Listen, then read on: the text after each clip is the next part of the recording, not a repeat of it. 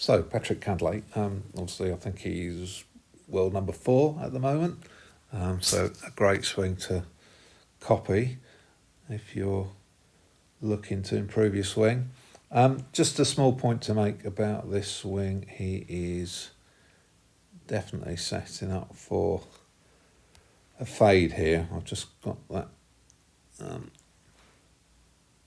line there showing that the path is slightly, or his feet are open to the club face alignment, and the ball just sets off just a bit right of where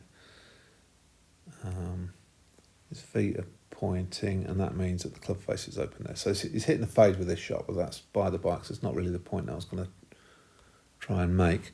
The thing that most athletic players will do is they will drive their hips in rotation into the downswing to create some force to accelerate the club as they pull their arms down.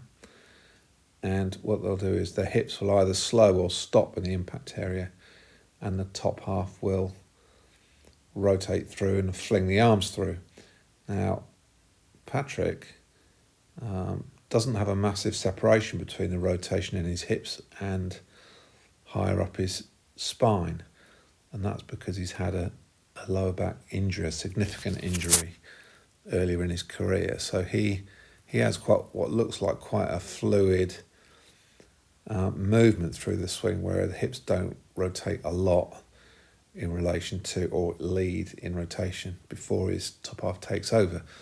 So I'll just get rid of these circles here, but if you look here, when he gets to the end of his impact area, his hips have turned to face roughly where his hands are.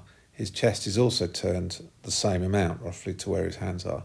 Now what you see in a lot of top players is then the top half then rotates through quite a long way before the hips start to turn again.